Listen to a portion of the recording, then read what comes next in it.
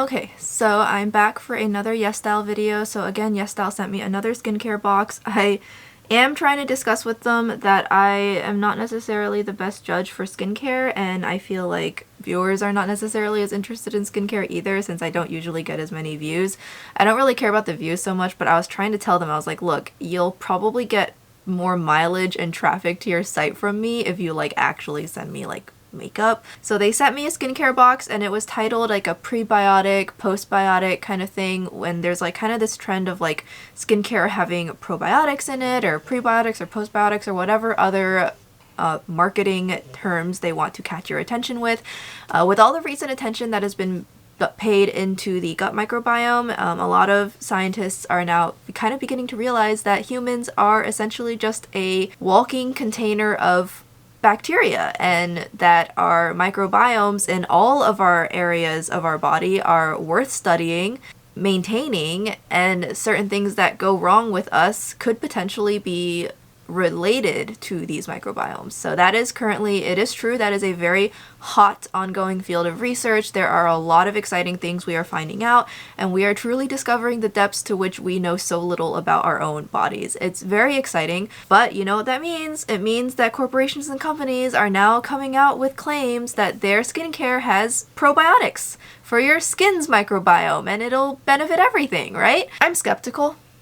Let's be honest here, I'm extremely skeptical as somebody who is very pro-science and very interested in particularly human biology and the advances being made with medicine. I find these claims by these companies to all be very eye-catching and very clickbaity.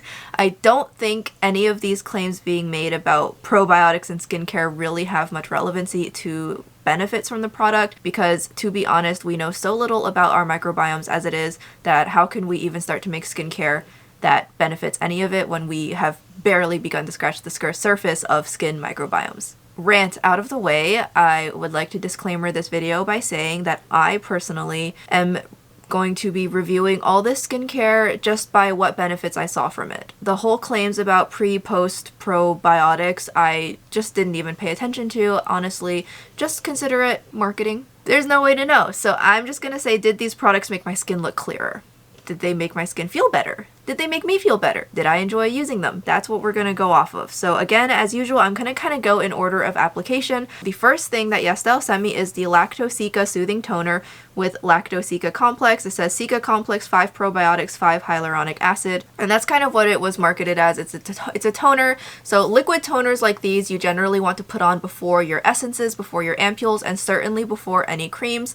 They are meant to kind of warm up your skin, prep your skin to absorb more. So that's kind of what a good liquid toner is used for. So does this serve a purpose as a toner? I didn't really notice anything. It is a nice toner, and it's really not that expensive as far as toners are concerned. Plus you get a lot of product. This has 200 milliliters. So this is a ton of toner for not very much. So if you are on a budget and you just want a good solid toner to work with, then this definitely would be an option. It is actually really hydrating and really soothing. It feels really, really nice. I don't know if it made my skin better at absorbing things, and I don't know if on its own it really quote unquote does anything, but it does feel nice. It is hydrating. It didn't make my skin break out.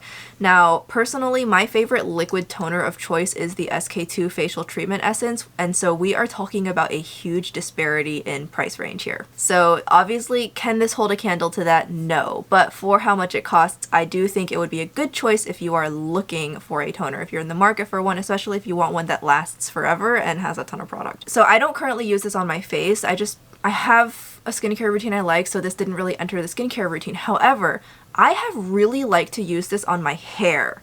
I wish I could get, I kind of want to get like a sprayer, like unscrew the cap and put in like a mister instead, because after I wash my hair and it's partially dry, I will take a generous amount of this toner and run it through my hair. My hair is so much more hydrated the next morning. I have tried probably 5 or 6 hair masks and conditioners by now, some of which are honestly pretty expensive, and I feel like none of them ever truly hydrate my hair super well during the winter. I have such dry hair.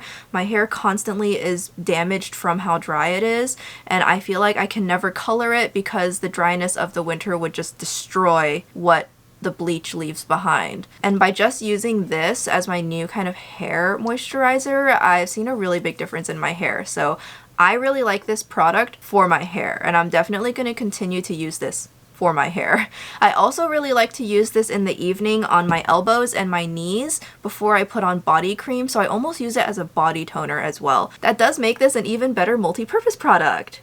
It can't, like, obviously it's not going to be a facial cleaner, shampoo, conditioner, car oil, and toner. Like, it's not quite to that level, but I think it's pretty good, right? It's a hair toner, it's an elbow toner, it's a knee toner, it's a face toner. Like, that's pretty good, right?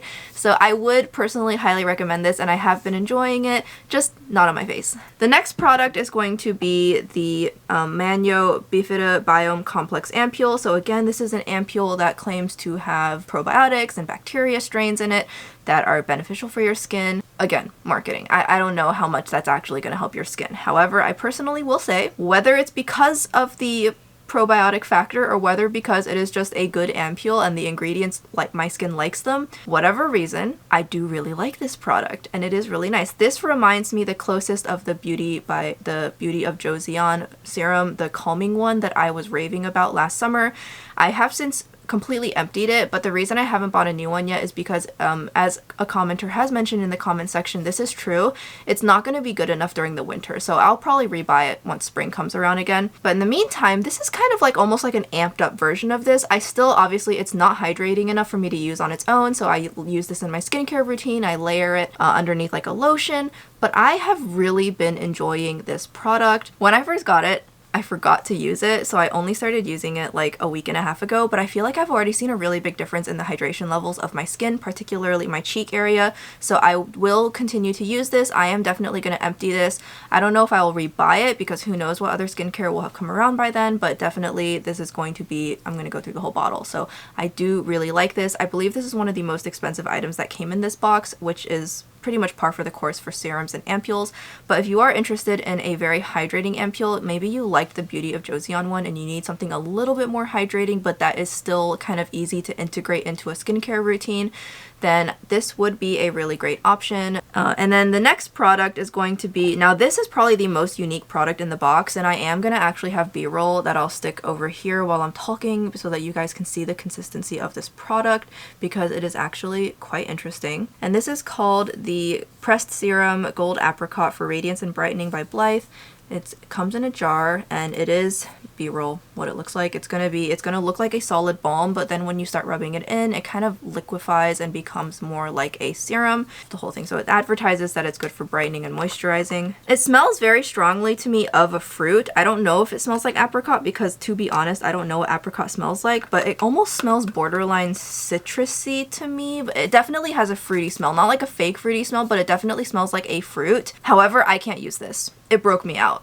I don't know what's in this, but it broke me out. So, and I did look through the ingredients list and I didn't see anything that like stuck out to me as incriminating. Maybe it's just the fruity scent to it because I have tried some popular kind of vitamin C spot treatment creams that are really popular on the Asian beauty subreddit, and those broke me out too. So it may have something to do with the fact that those also kind of smelled like orange and citrusy, and it may be just if it has that fragrance to it, that fruity fragrance might be what breaks me out, or whatever natural ingredient that contains that fragrance that gets put in might also be what breaks me out. I'm not so sure yet, but this broke me out pretty bad, and so I can't use this. So I'm gonna just go ahead and pass this along to somebody who would enjoy it. So unfortunately, I cannot speak to whether this product works or not because my skin just doesn't like it. The next one is going to be the Mary and May eye cream. Says it has tranexamic acid and glutathione. I'm sorry if I'm mispronouncing these. I don't have a PhD in chemistry. It says it's an eye cream that will improve uneven skin tone, hydrate and brighten the under eyes. I personally didn't really notice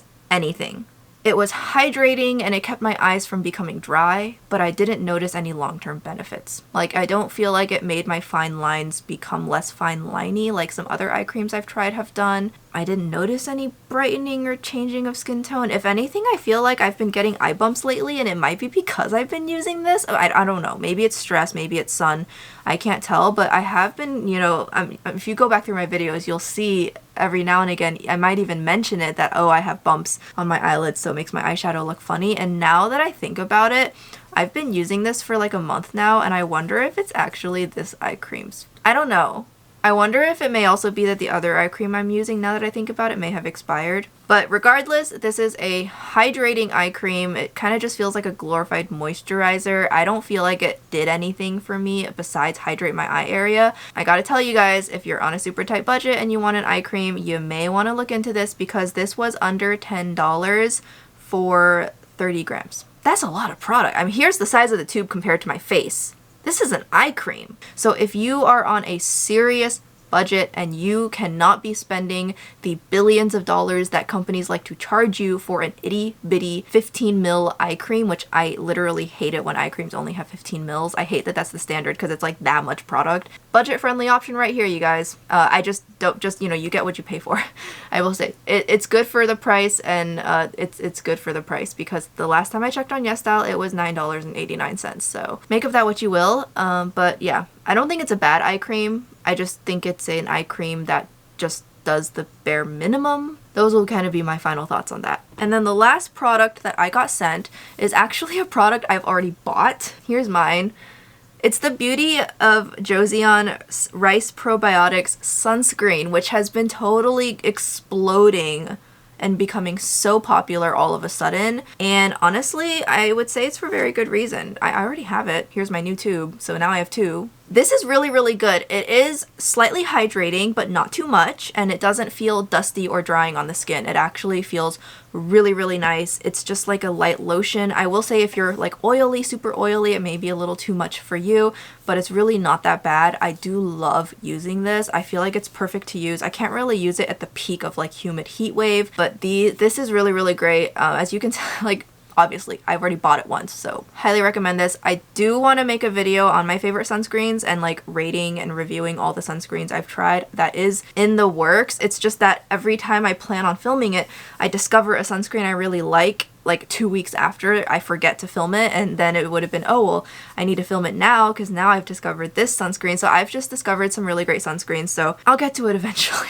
But for the time being, if you have dry to normal skin and you want a sunscreen that feels like a mildly hydrating lotion, doesn't have a white cast, doesn't feel heavy, sticky, oily, doesn't smell awful, this is really going to satisfy all those needs. Now, of course, this is a chemical sunscreen. Physical sunscreens can never have all of those qualities without being hybrid physical chemical, and then sometimes they'll be extra shady and lie to you about that. This is a chemical sunscreen, and so if you do not like chemical sunscreens, this would not be an option for you. However, unless you know what you're sensitive to in a chemical sunscreen, most people who try to steer people away from chemical sunscreens are just fear-mongering and spreading misinformation.